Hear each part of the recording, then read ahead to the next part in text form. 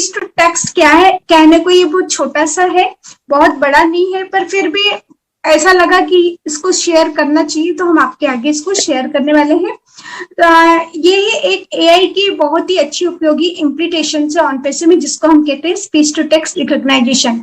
जैसे कि अगर आप बात करते हो तो वो स्पीच में लिखा हुआ आता है, मतलब जो भी आप बोलते हो वो आपको टेक्स्ट द्वारा लिखा हुआ आएगा।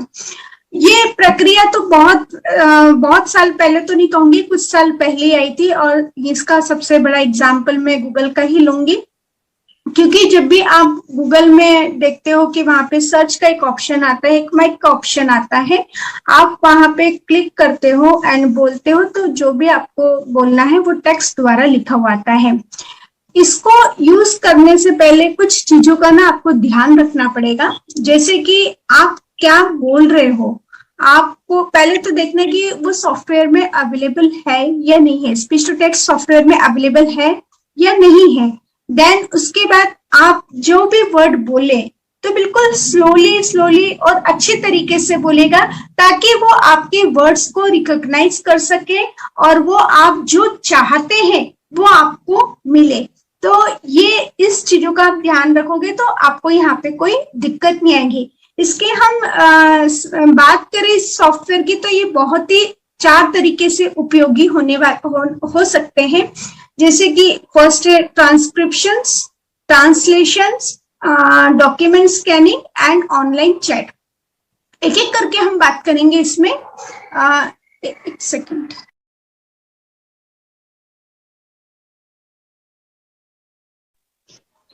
तो देखिए तो हम बात करेंगे ट्रांसक्रिप्शन की। जो आप ऑडियो रिकॉर्डिंग करते हैं या ऑडियो में बोलते हैं तो वो पर्टिकुलर होना चाहिए, ताकि आप जो भी ऑडियो रिकॉर्ड है उसके वर्ड को अच्छी तरीके से वो रिकॉग्नाइज कर सके। जैसे कि अगर आपको कुछ भी फाइंड करना हो तो वो आपकी हेल्प कर सके। जैसे अभी हम लोग ऑनलाइन शॉपिंग के बारे में ही बात कर रहे थे।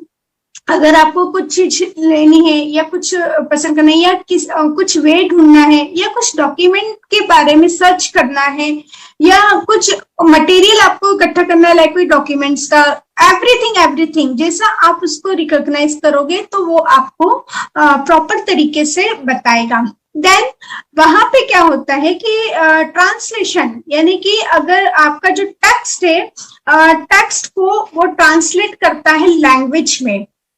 जैसे कि अगर वहां पे इंग्लिश में है, अगर आप इंग्लिश नहीं समझते तो आप अदर लैंग्वेज में इजीली उसको ट्रांसलेट कर सकते हैं। देन हम बात करते हैं डॉक्यूमेंट स्कैनिंग की। आपके पास बहुत सारे डॉक्यूमेंट से आप पजल हो रहे हैं कि आपको कैसे मतलब इसको स्कैन करना है, तो उसमें एक ऑप्शन होता है कि इनबिल्ट होता है, सॉफ्टवेयर में इनबिल्ट होता है, जो कि आपको इजी और क्लियर कंप्लीट तरीके से आपके डॉक्यूमेंट्स को स्कैन करके देता है, यानी कि उसकी क्लैरिटी, उसकी पिक्चर्स बहुत बढ़िया होती है। अब हम बात करते हैं चौथे फीचर्स की, जो कि बहुत ही उपयोगी है एंड बहुत लोग इसको पसंद करते हैं और बहुत ही इजी वे है, ऑनलाइन चैट। अभी हम लोग रिसेंटली व्हाट्सएप पे ही सब करते हैं। जैसे कि अगर आपको टाइप मतलब कीबोर्ड का आपको यहाँ पे नीड नहीं है, माउस का आपको यहाँ पे नीड नहीं है, जस्ट आपको किसी को मैसेज सेंड करना है या आपको आलस आ रहा है, जस्ट यू कैन स्पीक, आप बोलोगे और जो भी आप बोलोगे तो वो जो मैसेज आप अगले पर्सन को देना चाहते हैं या अपने फ्रेंड्स में या अपने फैमिली को जो भी आप मैसेज देना चाहते हैं, तो इतना आपको टाइमिंग भी नहीं लगेगा, आपको टाइप करने की जरूरत नहीं है, जस्ट आपको क्या करना है, बोलना है, तो अगले पर्सन को क्या होगा, वो इजीली सेंड हो जाएगा। आप क्या आपकी बात वहां तक पहुंच जाएगी और आप क्या कहना चाहते हैं वो इजीली समझ जाएंगे। तो देखिए कितना बहुत ही अमेजिंग से जो फीचर्स है, बहुत ही बढ़िया टूल्स है और आने वाले समय में ये बहुत ही उपयोगी होने वाले हैं, चाहे वो कोई भी फील्ड हो, अच्छे से अच्छी फील्ड में, चाहे वो कहने को आप मतलब इसकी जो वैल्यू है कॉर्पोरेट सिस्टम में बोल दो या बिजनेस में बोल दो, ये बहुत ही इसका जो वैल्यू है बहुत ही बढ़ने वाला है, क्योंकि इतना सिंपल हो गया ना। जैसे अभी आपको टाइप करने की नीड ही नहीं है, टाइम भी बच रहा है, समय और आप अपनी बात को रख रहे हैं। यहाँ पे कोई ग्रामेटिकल जो प्रॉब्लम आती है वो भी नहीं होने वाली है। मतलब कितना सिस्टम में कितना जो भी टूल्स है ये कितना पावरफुल होने वाला है, आगे जाके आप इसकी वैल्यू को समझ सकते हो। यानी टाइम के साथ साथ आपके लिए हर वर्क बहुत इजी हो जाएगा, इतना कि आपको मतलब इतना टाइम नहीं लगेगा।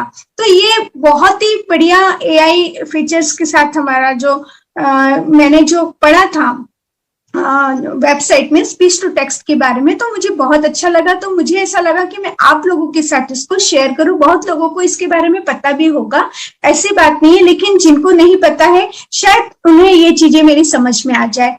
तो चलिए, ये था छोटा सा स्पीच टू टेक्स्ट के बारे में।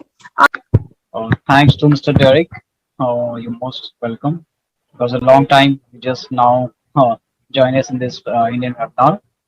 So thank you very much. Thank you very much, And, Stu. yeah. Namaste. Namaste. Yeah. So आज का जो है जो आपने मतलब डिफाइन किया जो हमारा वेब 2 एंड वेब 3, तो डेफिनेटली हमारा जो वेब 3 है, ये वेब 3 जो है ये हमारा फ्यूचर है। अभी आने वाला जो टेक्नोलॉजी है, टेक्नोलॉजी का ये फ्यूचर है। फ्यूचर मीन्स कि जितने हम लोग जितने जल्दी इन चीज़ों को समझ जाएं उतना बेटर है, क्योंकि आने वाला टाइम में आप वेब 2 से आपको वेब 3 का जो सिस्टम और टेक्नोलॉजी जो मिलने वाला है अभी आज की डेट में, तो ये काफ़ी डिफरेंट होगा हमारे ऑन पैसिव के अकॉर्डिंग अगर बोला जाए। क्योंकि हम फाउंडर है, हम बेसिकली हम फाउंडर को ही नॉलेज देना चाहते हैं ज़्यादातर, क्योंकि आउट ऑफ जो हमारे ऑन पैसिव जितने भी कस्टमर जो रहने वाले हैं, वो बेसिकली क्या है कि वो डिफरेंट जो कंपनीज है उसके अकॉर्डिंग वो नॉलेज देते हैं, वो सब सारी चीज़ों को ऑपरेट करते हैं। पर हमारा जो ऑन पैसिव है ये फाउंडर के लिए बहुत ही इंपॉर्टेंट है कि हर एक चीज़ों को जानना और इन सारी इंफॉर्मेशन को जान करके अपने सिस्टम के अकॉर्डिंग यूज करना सबसे बड़ी बात है। कि जो भी आपको टूल्स मिल रहा है आने वाला टाइम में मिलेगा, और अभी जो एट द मोमेंट आपको अभी देखने को मिला है तो ये काफ़ी डिफरेंट है। आप इन चीज़ों को समझने की कोशिश करें, क्योंकि web 3 is totally AI based, ठीक है, मशीन लर्निंग प्रोग्रामिंग के साथ अभी है। पहले जो हम किसी कैटेगरी ऑप्शन, अगर हम वेब 2 और वेब 3 का डिफरेंस अगर हम इसमें आपको बताएं, सिंपल सा एक ऑप्शन है, आप इन चीज़ों को जान सकते हैं कि वेब 2 मीन्स कि एक पूरे के पूरे होल कम्युनिटी को ले करके एक तरह से एक ऑप्शन दिया जाता है, ठीक है। पर्टिकुलर अगर किसी चीज को टारगेट किया जाता है एज अ कस्टमर वाइज, तो वो पूरे के पूरे कम्युनिटी को उठा के ले आता था, उसमें से सेलेक्ट किया जाता था या दिस आर द पर्सन, ठीक है। अगर मैं किसी चीज को बिजनेस कर रहा हूँ वेब 2 के अकॉर्डिंग, तो वेब 2 में वो पूरा कम्युनिटी बेसिस टारगेट होता है, उसमें से जो पर्सन को चाहिए उसमें से सेलेक्ट होता है, that all a web 2। But if I am going to a web 3, अब इसमें वेब 3 में टोटली डिफरेंट है कि वो कम्युनिटी बेसिस काम नहीं करता है, वो पर्टिकुलर टारगेट बेसिस ट्रैफिक पे काम करता है। मीन्स जिस पर्सन को वो सिस्टम चाहिए, that means web 2 whole community को टारगेट कर रहा था, उसमें से सेलेक्ट हो रहा था। पर वेब 3 मीन्स की we are the connected to a directly targeted traffic customer. Means उन्हीं को ये सिस्टम चाहिए, उन्हीं को टारगेट करके लेके आता है, that means is the real and exact customer जो हो, जिनको हम लोग कहते हैं।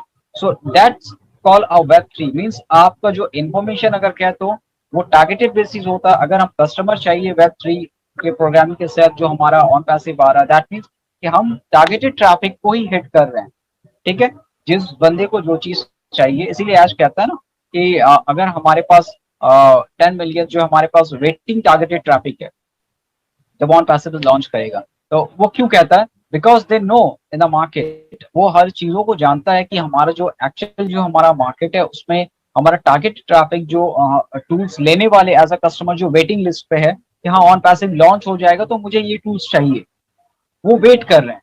तो दैट मीन्स 10 मिलियन कस्टमर जो है ये वेट कर रहे हैं हमारे लिए। तो वेब 3 और इसको इस तरह से ये कि हमारे टारगेटेड ट्रैफिक वेट कर रहा है और उन्हीं पर्सन को लिया जा रहा है जो हमारे सिस्टम से जो हमारे सिस्टम को चाहिए जिनको, ठीक है।